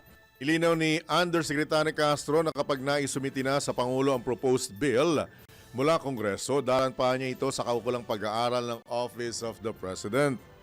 Binigyan din pa ng Malacanang na isang magandang senyales ang ginagawang pagdo-double time ng Kongreso para ipasa bilang batas ang anti-dynasty bill sa lalong madaling panahon. Pasada Balita. Samantala, tanggap pa tayo ng pag-uulat mula sa labas ng impilan. Pulong Marcos nagdeklara ng special non-working day. Alamin natin kung saan Patrol 13, Gilbert Perdes. Idiniklara ni Pangulong Ferdinand Marcos Jr. ang Pebrero 28 bilang Special Non-Working Day sa Tangub City. Kaugnay po yan ang pagdiriwang ng ika-58 Charter Anniversary ng lungsod. Sa bisa naman ng otoridad ni PBBM, nilagdaan ni Executive Secretary Ralph Recto ang Proclamation number 1169 na nagtatakda ng naturang special na araw ng pahinga para sa mga residente ng Tangub. Ayon sa proklamasyon, nararapat lamang na mabigyan ng buong pagkakataon ng mga mamamayan ng Tangub na makilahok at makihisa sa selebrasyon ng kanilang anibersaryo bilang isang lungsod. Nabatid na nilagdaan ang Proclamation number 1169 noong Pebrero 20 ngayong taon bilang pagkilala sa mahalagang kasaysayan at patuloy na pag-unlad ng Tangub City sa lalawigan ng Misamis Occidental. Patrol 13, Gilbert Perdes para sa Impilang May Todolas, DWIZ, nagbabalita na naglilingkod ng tama. Kapag may bagong balita, naka-on air, agad-agad, DWIZ Patrol Report! Makinig kayo maigi ha, matapos ang napakalaking pahayag mula sa Malacanang na aking ikinagulat. Holiday! Tangub eh. Tangub City Layo. pala. Ito, pakinggan nyo maigi to. Ang ganda to ha. Inanunsyo ng Pag-asa na masisilayan sa Pilipinas ang isang total lunar eclipse sa Mayo o Marso at 3. Hindi yan yun. Hindi yan yung kanta Hindi ni ba yan? Bonnie Tyler. Di ba yung Iba kay yan. Bonnie? Halos isang oras tatagal. Uy, matagal to ha. Ang lunar eclipse kung saan daraan ng buwan, March 3. Daraan ng buwan sa likod ng Earth. Talagang may planeta pa ha. At magkukulay pula. Magaganap ang lunar eclipse mula moonrise bandang alas 6 ng gabi. Papasok sa totality o lilim ng mundo mula alas 7 hanggang alas 8 ng gabi. Ang lalim ng pagkakasulat nito ah. Matatapos naman ang lunar eclipse sa ganap na alas 9:17 ng gabi. Nilinaw naman ang Pag-asa na maaaring tignan ng lunar eclipse ang hindi gumagamit ng protective eyewear tulad ng pagkakaroon ng total solar eclipse. Pasada Balita! Sa latest sa Mamula Filipino Mirror, tumaas ng 4.06% ang volume. Yung dami ng mga mananakay sa mga paliparan ng isang taon. Ayon sa Civil Aeronautics Board o CAB, katumbas ito ng 62.3 million passengers na lumampas sa pre-pandemic level sa unang pagkakataon. Kapwa rin tumaas ang domestic passenger traffic rate sa 3.45% at ang international passenger traffic sa 4.75% noong 2025. Mas mataas din ang halos 4% ang kabuuan air traffic noong nakaraang taon kumpara sa naitalang pre-pandemic volume na 60.07 million na naitala noong 2019. Idinagdag pa ng CAB na nakapagtala rin ang mga foreign courier ang kabuang 15.01 million international passengers habang 14.09 million ang mga naging pasahero ng mga domestic courier noong isang taon.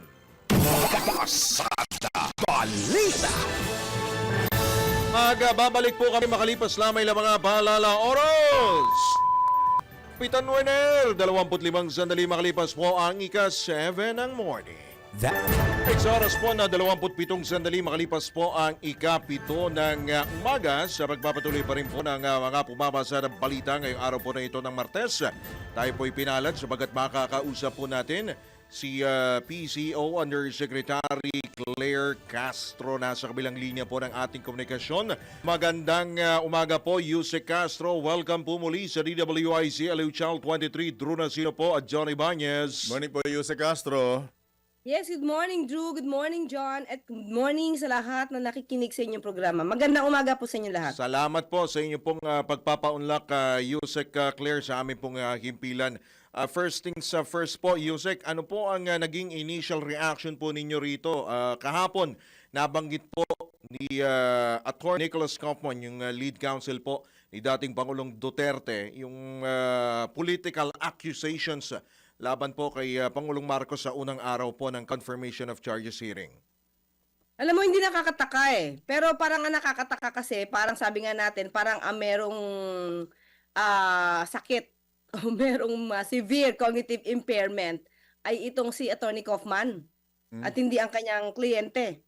Dahil bakit niya ipinapahid, sabi ko nga Attorney Pahid Kaufman na yung pangalan nito ipahid yung di umano mga kasalanan ni dating Pangulong Duterte sa period ng November 2011 to January 2019 kay Pangulong Marcos Jr.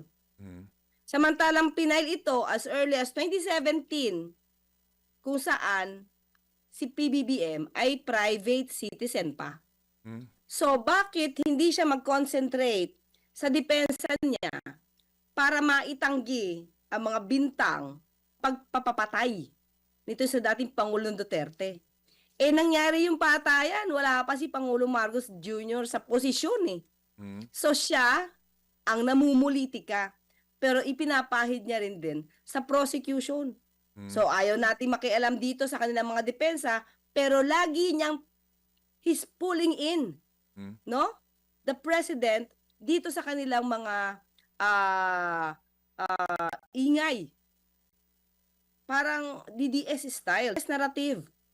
Na dapat sirain mo ang administrasyon kahit hindi naman konektado ang Pangulo sa kaso na to. Pero Yusek Castro, with your indulgence, binabanggit din naman na kumbaga dinidikit ito doon sa tinatawag nilang quote-unquote kidnapping na nangyari naman sa administrasyon ni Pangulong Marcos. Yusek Castro. Okay, kidnapping. Unang-una ang paano magkakaroon ng kidnapping kung ang administrasyon sumusunod sa batas na RA 9851. Liwanagin natin to. Section 17 ng RA 9851. Sinasabi doon na ang mga kasong katulad dito, genocide, crimes against humanity, kung nasimula na sa another state or international tribunal at doon na nagkakaroon ng pag-iimbestiga, the government, state can dispense with the investigation and give way doon sa pag-iimbestiga. So, nung sinurrender ba ang Pangulo doon, meron ba tayo na nalabag na batas natin mismo? Wala. Pangalawa, di ba meron tayong kooperasyon, kailangan na makipag-cooperate, may obligasyon tayong makipag-cooperate sa Interpol. Pangatlo, meron tayong residual obligations nandiyan sa ating sa Rome Statute, kung di ako nagkakamali, 127. Kahit hindi na miyembro ang state na dating miyembro, meron silang obligasyon sa mga nangyari bago umalis sa Rome Statute sa ICC. May obligasyon silang patupad ito. Maliwanag yan. Pang-apat, sinabi mismo ni dating Pangulong Duterte nung siya ay in-interview sa Hong Kong prior to the arrest. Last year. Sabi niya, he was willing to be arrested. Sabi niya, ipakulong niyo ako. Willing siya doon. So, alam niya, may warrant of arrest, darating ang warrant of arrest, and he was willing to be arrested. Meron pa siyang sinabi na pamasahe, bigyan siya ng pamasahe, papunta sa ICC para sa pag-iimbestiga. Di pera ang binigay kay Pangulong Duterte. Transportation. Hiling niya lahat yan at pinagbigyan siya. Right. So, paano kidnapping yon? Tanong ko naman, Jose Castro, yung po bang pinag-aralan at binabase at pinagbabasihan yung batas iba sa inaral ng ibang abogado? Parang iiba-ibang interpretasyon Maraming lumalabas na legal luminary na at nagmamagaling sa batas, ang parang iba ang sinasabi. Parang baligtad sa pagkakaintindi. Maliwanag sa batas. Meron tayong option. Since nag-start na doon as early as 2017, nagkaroon na ng pag-iimbestiga, hinayaan na doon ipagpatuloy. Tandaan natin ito, Drew and John. Opo. November 2021, sa panahon din ni Pangulong Duterte, sinabi nila, humiling sila mismo sa ICC prosecutor. Tapos sasabihin nila walang jurisdiction, pero meron silang hiniling. Sabi nila, nag-motion sila, pwede ba wag nyo munang imbestigahan itong nangyayari sa Pilipinas na EJK? Dahil kami na mag-iimbestiga. Ito ay sinabi ni Menardo Guevara. Pinagbigyan, that's November 2021, dinifer ang pag-iimbestiga. November, December, January, February, March, April, May. 6 months. Walang nangyari. Yung mga perpetrators, may nabalitaan ba kayo sinampa ng kaso ng ombudsman, ng DOJ? Wala. On June 2022, in June 2022, sabi na ng ICC prosecutor, walang nangyayari. Kahit nagpa-differ kayo, so uumpisan ulit namin. Itutuloy ulit na namin ang pag-iimbestiga dito sa EJK kasi walang nangyayari dyan sa inyo. Yun yung kwento ron. So hindi totoong hindi sa tamang proseso sa ating bansa itong kaso na to, Jose Castro. Yes, sarili nating batas ang ipinatutupad natin. So kaya walang sasabihin na hindi na illegal, unconstitutional. Meron po tayong batas diyan at yun ang hindi ipinaliliwanag ng mga kumokontra sa RA 9851. Maliwanag po yung batas natin diyan. So talaga naman ganyan na magiging naratibo nila kasi para idrama na nang ito ay kasalanan ni Pangulong Marcos Jr. when in fact hindi siya masusurrender sa ICC kung walang di umanong patayang naganap. Okay. So Yusek, dahil ilang araw to? 4 na araw? No? 4 na araw yung confirmation of charges hearing. So you expect na mukhang yun at yun din talagang tutumbukin pa rin talaga si Pangulong Marcos Jr. hanggang sa huling araw ng confirmation of charges hearing. Expect nyo na? Kasi mukhang wala silang depensa. Lumalabas na hindi nila kayang i-deny lahat ng admissions na ginawa ni dating Pangulong Duterte at lahat ng mga witnesses, mga facts, mga dokumento na magko-corroborate doon sa mga pagbibintang laban kay Pangulong Duterte. So, mukhang doon pa lang, mahihirapan na si Kaufman. Kaya ang tatargetin na lang ng administrasyon para magamit na rin sa pamumulitika ng Vice Presidente dito sa Pilipinas. Right. Jose Castro, bagamat medyo malayo pero related pa rin sa ICC, may nagbabanggit na mukhang may nagpopondo eh. Mukhang may nagpopondo sa gobyerno doon sa mga biktima para dalhin sila sa dahig at mag-participate. Pakiklaro nga ito kung meron nga ba or anong dating ninyo sa ganitong usapin. Sa ngayon, John, wala akong alam kung may nagpondo. Pero ang huli kong nadinig, at the time SOJ pa si Boying Rimulya. SOJ, si Ombudsman Boying Rimulya. Ang ating nadinig sa kanya, ang mga nag-file ng complaint dyan, kapwa natin Pilipino, kailangan proteksyonan ang mga Pilipino at kung anong kinakailangan tulong ay ipapaabot nila. Yun lang yun nadinig ko. Pero up to what extent, kung may ibinigay na pondo or what, wala pa tayong alam at wala tayong detalye patungkol dyan. Right. Okay, at User Claire, dahil although malayo-layo pa naman, kasi nung inabangan ng lahat User Claire, nung Sabado yung pagkikita nila Pangulong Marcos Jr. at ni, of course, dating Vice President Leni Robredo na ngayon po ay Naga City Mayor na ngayon. Ano kung take ho ng Malacanang dito sa umuugong hanggang ngayon, mainit pa rin po na itong si VP o si dating VP Robredo ang itinutulak na maging kandidato ng administrasyon sa 2028 at ipantatapat kay VP Sara. Wala, Drew and John, wala po talaga na pag-uusapan tungkol sa politika ngayon. Ang tutok po kasi ng Pangulo ay trabaho, serbisyo. Yun naman, nabanggit niya rin. Serbisyo muna, bago ambisyon. Di ba? Kasi may nangungunang mag-ambisyon Tapos nakakaligtaan yung serbisyo. Ganon si Pangulo. And at the same time, ganon din po ang pananaw ni Mayor Leni at nagtutugma sila na dapat serbisyo muna bago mamulitika. Kasi para it's a disservice to the constituents na pamumulitika, mangangampanya ka na bawat punta mo, 2 years bawat pa-interview mo, bawat punta mo sa mga probinsya o whatever, kung saan man yan, puro papanalo na ang gusto mong mangyari. So, ito'y binanggit ko na, di ba? Yeah. A politician thinks of the next election. A statement thinks of the next generation. So, ang Pangulo inaayos yung problema sa baha, kahit papano, unti-unti, di ba, na hindi inayos nung nakaraan. Hindi pinaimbestigahan na maanumalya mga flood control projects at mga ghost projects na to nung nakaraan. Kaya sabi natin, tumawid pa eh. Yung mga na-pumper sa build noon, na tumawid sa panahon ni Pangulong Marcos Jr. At nung naramdaman ni Pangulong Marcos Jr. na, teka lang, may mali.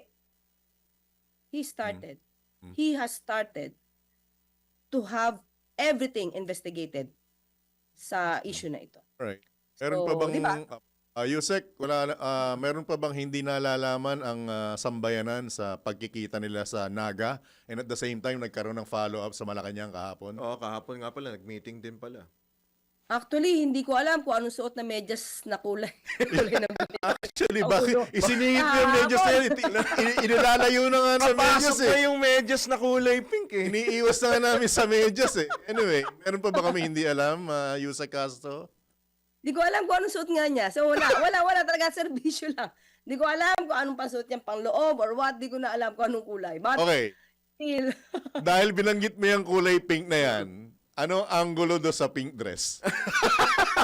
ayun sa akin. Oo. Kwento ko na. Sige, go ahead po. On the lighter side. Para ibulgar na natin lahat. Okay, okay. Alam si Jan sa kasi doon napakalakas eh. Kahit kalihim-lihiman ko, mailalabas. Hindi kasi ganito yan. I had that pink, parang Filipina na bolero. Dapat suit ko yun Monday. Wala pa si BP na ina-announce. Supposed to be Monday yon, but wala akong pang-inner na pink na kakulay niya. So, meron ako na fuchsia para doon. Kaya hindi siya maganda. Alam mo naman mga girls. Parang medyo matapang pag fuchsia yung kinuha mo, or fuchsia ang kinuha mo, masyadong hindi tugma sa baby pink. Baby pink kasi siya eh. So, naghanap pa ako, naghanap pa tayo ng baby pink na tutugma. Tingnan mo sa monitor mo. Tingnan mo sa monitor mo. Diba? Kulay pink. Ayan, Nagkataon at I was not ready Was just a sa question na coincidence. gano'n kasi hindi ko siya in-expect na magkakulay yung pink. Hindi ko in-expect during the Coincidence lang. Coincidence Oo, o kasi in supposed to short? be Monday ko siya isusuot eh.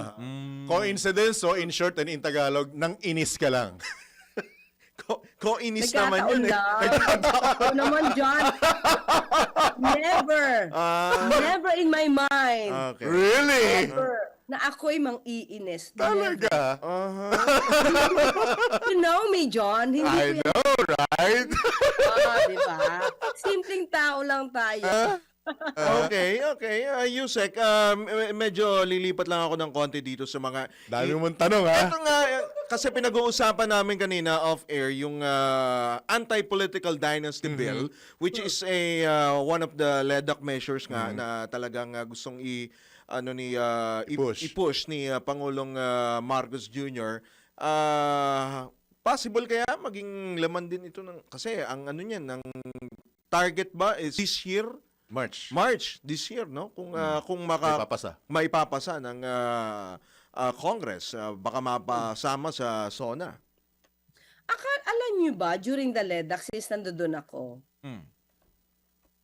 marami kasi mga priority bills, marami ng bills ang nasa, inireport kasi, second reading, third reading, pero una talagang tinanong ni Pangulo, kamusta na yung anti-dynasty bill? Sabi niya, yan ang tao na madinig. Ano na? Di ba? Kaya nag-report, nagbigay naman ng kanyang ng status dito si Senator Risa Ontiveros. Sabi niya na nasa public consultation na sila at meron na isang lugar na natapos eh. So patuloy pa rin yung public consultation nila. So just imagine sa LEDAC, yun yung unang tinanong ni Pangulo. Ibig sabihin nun, gusto niya tong matapos. Mukhang yun ang mga legacy niyang gustong mangyari, no? Legacy bill kaya? Legacy bill, no? Anti-political dynasty. Yes, gusto niya ito na maging maayos yung definition, kumbaga lahat panalo. Di ba? Sa magiging bill na to, dapat lahat panalo. Panalo ang Pilipino, panalo din yung mga leaders natin, wala masyado masasagasaan, and at the same time, panalo ang Pilipino. So, yun yung gusto ng Pangulo dito. Kaya yan ang una niya talagang in-emphasize. Dapat ito maisabatas, matapos, pero dapat maganda ang pagkakabalangkas. Hindi minadali, tapos sa susunod, magiging questionable. Remember the SIM registration, John? Yeah, and Drew? alala namin. Minadali, Sablay. Sumablay. sablay. Sablay, actually. Hindi natin gugustuhin yan. Sabi nila, madaliin nyo. Certify as urgent. Paano si certify as urgent kung wala versions nakikita ang Pangulo? Diba? Right. So, dapat ayusin. Mabilisin din. At hindi minamadalis ang isang batas na dapat mas maging magandang epekto sa bayan. Right, last on my side, with your indulgence, Yusek Castro, hindi ba namin darating yung time na may iba naman yung pwestong itatawag namin sa'yo sa mga susunod na? Attorney ulit? Attorney? Hindi, baka tanggalin natin yung you. Baka maging sec na. Secretary Claire Castro. Walang O bala. kaya VP Castro. Intriga lang naman. Fans club yung dalawa. Fans club yun. VP lang ako? Masyado mo namang minaliit. Pwede naman akong president eh. Yun lang. Diba? O yan. President Anong fans club Claire nyo? Castro. Anong toda yan? Anong toda? Toda ba yan? Toda? Anyway. John Drew Toda. Alam ko, John Drew Fans Club eh. Anyway, Yusek Castro, inyong pagkakataon, baka may nakaligtaan kami, mga paalala at pahayag pa mula sa Panawagan po Panawagan. Go sa ahead. ating po mga kababayan. Oo, lahat tayo ay tumututok sa hearing sa ICC. Sa mga kababayan natin, tandaan po natin ang nagsampa po ng kaso dyan ay kapwa nating Pilipino. Mga Pilipinong nawalan ng pamilya, Pilipino na ang kanilang kamag-anak ay intentional na pinatay. Hindi po ito guni-guni. Mismo si Mayor Magalong ang nagsabi na siya bilang Oversight Committee Head ng Tokhang, nakita niya kung paanong maling inimplement ang EJK. At marami siyang napagalitang general habang sila ay nasa command conference. May report daw siya dahil may mga pinatay na intentional. Mayroon nasa listahan na parte lamang ng political rivalry. Mayor Magalong revealed all of this. So sana sa ating mga kapwa Pilipino, kung idinadawit man ni Atty. Kaufman ang ating Pangulo sa usaping ito, maging mapanuri. Alam natin na ginagamit lang ang pamumulitika nitong si Atty. Kaufman para masira ang ating Pangulo. Kung ano man ang intensyon niya para sa political career ng Vice Presidente o ng mga Duterte, maging mapanuri po tayo. Maniwala po tayo sa katotohanan, panindigan po natin ang katotohanan, panindigan po natin na dapat may hustisya sa ating bayan. So yun lang po. Alright. With that, as always, maraming salamat, Undersecretary Claire Castro. Bata mo kami, ha? Thank you. Salamat po! Huwag niyo kakalimutan Drew John Toda. President. Yes, ma'am. Ingat Thank po, you so ingat. much. Good luck po. God bless. Salamat po. Bye. Good morning. Good morning. Bye. Bye-bye. Si Presidential Communications Office Undersecretary Claire Castro ang pong natunghayan. Pasada Balita. Alright, magbabalik po kaming muli makalipas lamang ilang mga paalala. Oros! Asek winner! Hindi. Asek to. Asek to.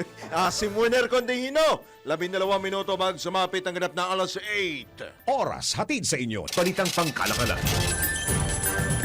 Nakukulangan ang economic analytics company na Moody's sa pagtatapyas ng Bangko ng Pilipinas sa monetary policy rate nito upang muling umarangkada ang ekonomiya ng bansa. Ayon sa Moody's, umabot na sa sukdulan ang pagtatapyas sa policy rate ng BSP kaya't mainam para sa pamahalaan na magpatupad ng mga polisiya sa pagpapalakas ng ekonomiya at pagpapabago ng tiwala ng publiko. Samantala, sang-ayon sa assessment ng Moody's, ang ekonomistang si Michael Ricafort na aminadong catch-up spending at mas pinaigting na government standards at polisiya kontra korupsyon ang muling magpapalago sa ekonomiya. Pasada Balita. Mga balitang dapat alam mo kahit sa labas ng bansa. DWIZ Balita sa ibang bansa. Patay sa military operations ang tinaguriang most wanted drug lord sa Mexico na si Nemesio El Mencho Oseguera, leader ng Jalisco New General Cartel matapos masugatan sa engkwentro sa estado ng Jalisco. Kapatid na plano dapat arestuhin ng mga otoridad ang nasabing drug lord na mangyari ang engkwentro. Isinagawa ng otoridad ang raid sa tulong ng mga operatiba mula Estados Unidos na nagresulta sa pagkamatay ni Oseguera at ilan pang armadong miyembro ng kartel at pagkasugat naman ng 3 sundalo. Marami namang Mexicano ang nababahala matapos manggulo ang mga miyembro ng mga kartel sa buong bansa matapos mapatay si alias El Mencho. Pasada Balita. Sa mundo ng palakasan, ang latest malalaman sa DWIZ Sports News. Premyo para sa mga siklistang lalahok sa 2026 Tour of Luzon, mas pinalaki ayon sa organizer. Alamin po natin ang sports update, ang papadyak na balita. Of course, Anjo Riñon. Magandang umaga Kuyang John at Kuyang Drew. Narito na ang balitang pampalakasan sa Pasada Balita. Ipinangako ng mga organizer ng cycling event na Tour of Luzon na magiging mas malaki at mas pinaigting ang torneo ngayong 2026. Nabatid na magkakaroon ng 14 na stage mula Calatagan, Batangas hanggang Baguio City ang nasabing cycling race na tatagal mula Abril 29 hanggang Mayo 13. Hindi naman bababa sa 20 team at 150 siklista ang sasali sa karera ngayong taon. Katuwang ng mas pinaraming stages ang mas malaking prize para sa mga mananalo sa karera na may kabuuang halaga na 12 milyong piso. Kabilang narito ang 2 million pesos para sa mananalong team at 1 milyong piso kada individual winner. Matatanda ang nagsimula ang Tour of Luzon noon pang 1955 at ilang beses ding natigil bago ang Great Revival sa ika-70 anibersaryo nito noong 2025. At yan ang balitang pampalakasan sa araw na ito para sa impilang may todong lakas DWIZ. Ako po si Anjo Riñon, nagbabalita ng tama, naglilingkod ng tama. Pasada Balita. Balitang pangkalusugan. Makinig yung mahilig na nagmamadali. Marami sa atin ang mahilig sa mabilisan o instant tulad ng instant food, delata at iba pang processed foods lalo na kapag petsa de peligro na. Ngunit ayon sa mga health expert, ang sobrang pagkain ng mga processed food maaaring makaapekto sa brain chemicals na responsable sa focus at energy ng katawan. Ilan sa mga epekto ng pagpapahina ng memorya at konsentrasyon, pagdudulot ng pagkairita o mood swings at nagpapataas ang blood pressure at stress level. Nagdudulot din ito ng sugar crash, anxiety, hormonal imbalance at posibleng pamamaga ng utak. Payo ng mga eksperto, bawasan ang pagkain ng mga instant foods at palitan ng tunay na pagkain na nagbibigay sigla sa katawan at maging sa ating isipan. Pasada Balita. Ito na ang latest, bagong-bago, fresh na fresh. DWIZ Showbiz News. ABBA tribute band na Bjorn again magtatanghal sa Maynila at Cebu sa Agosto. Alamin po natin ang showbiz chika mula po sa umiiwas na sa processed food lalo po sa sausage na si Bini Bigote Anton. Para sa aking balitang showbiz, ngalang ABBA tribute band na Bjorn Again sa Pilipinas darating na Agosto. Una magtatangal ang banda sa Waterfront Cebu City Hotel and Casino sa Agosto 7. Susundan ito ng kailang Manila show sa Soleil Resort and Casino kinabukasan, Agosto 8. Ang Bjorn Again ang pinakasikat na ABBA tribute band sa buong mundo na nirekomenda ng ABBA member na si Benny Anderson. At iyan ang aking balitang showbiz para sa impilang metodong lakas, DWIZ. Ako si Anton, nagbabalitama, naglilingkod ng tama. Pasada Balita. Pero sayang yung yung inalok sa ABA original, billion yun. Billion dollars, tinurn down nila. Bakit? Hindi, ito totoo. Kasi ayaw nilang makita nung kanilang mga fans yung itsura nila na elders na sila. Ay, ayaw naman nila na yung parang AI. Ayaw nila. Yung boses lang Maganda ang talaga gagamitin. yung Anyway, sa atin pong good news, nakumpleto na ang huling bahagi ng gitnang tore ng Sagrada Familia Basilica, Silona, matapos maantala ang pagpapagawa ng nasabing simbahan dahil sa malakas na hangin.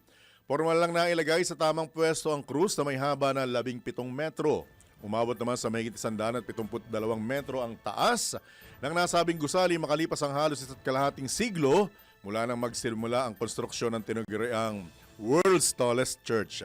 Isasagawa ang seremonya para sa pagkakakumpleto ng konstruksyon sa Hunyo 10, kasabay ng ika-100 anibersaryo pagkamatay ng arkitekto nitong si Anthony Gaudi. Pasada Balita.